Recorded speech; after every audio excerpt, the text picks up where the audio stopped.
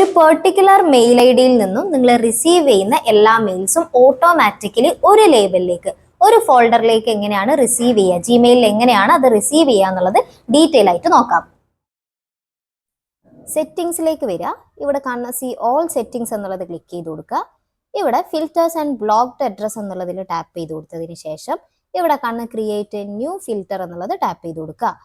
ഏത് സെൻഡറുടെ കയ്യിൽ നിന്നാണോ നിങ്ങൾ ആ ഒരു പെർട്ടിക്കുലർ മെയിൽ റിസീവ് ചെയ്യുന്നത്, ആ ഒരു സെൻഡറുടെ മെയിൽ ഐ ഡി, ആ ഒരു ഫ്രം അഡ്രസ് എന്ത് ചെയ്ത് കൊടുക്കുക, ജസ്റ്റ് ഇവിടെ എൻ്റർ ചെയ്ത് കൊടുക്കുക. ഓക്കെ, എൻ്റർ ചെയ്തതിന് ശേഷം ഇവിടെ കാണുന്ന ക്രിയേറ്റ് ഫിൽറ്റർ എന്നുള്ളത് ടാപ്പ് ചെയ്ത് കൊടുക്കുക.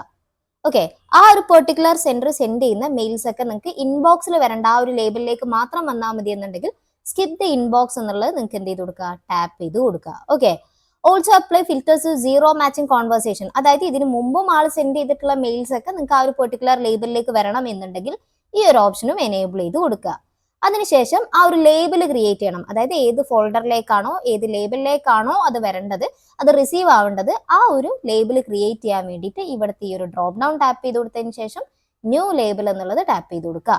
എനിക്കിപ്പോൾ രാജ് എന്ന് പറയുന്ന ആളുടെ മെയിൽ ഐ ഡി ആണ്, രാജ് എന്ന് പറയുന്ന ആളാണ് എനിക്ക് ആ ഒരു പെർട്ടിക്കുലർ മെയിലൊക്കെ സെൻഡ് ചെയ്യുന്നുണ്ടെങ്കിൽ ജസ്റ്റ് ആളുടെ നെയിമിൽ ഞാൻ എന്ത് ചെയ്യാണ്, ഇവിടെ ഒരു ലേബലും ക്രിയേറ്റ് ചെയ്ത് കൊടുത്തിട്ടുണ്ട്. ഓക്കെ, ഇനി ഇവിടെ കാണുന്ന ക്രിയേറ്റ് ഫിൽറ്റർ എന്നുള്ളത് ടാപ്പ് ചെയ്ത് കൊടുക്കുകയാണെന്നുണ്ടെങ്കിൽ see your filter was created എന്ന് പറഞ്ഞിട്ട് നിങ്ങൾക്ക് ഒരു പോപ്പ് കൂടി വന്നിട്ടുണ്ടാവും. ഇനി ആ ഒരു പെർട്ടിക്കുലർ മെയിലിൽ നിന്ന് നിങ്ങൾ റിസീവ് ചെയ്യുന്ന എല്ലാ മെയിൽസും നിങ്ങൾക്ക് ഈ ഒരു രാജ് എന്ന് പറയുന്ന ലേബലിലായിരിക്കും കാണാൻ വേണ്ടി പറ്റുന്നുണ്ടാവുന്നത്. Okay, thank you.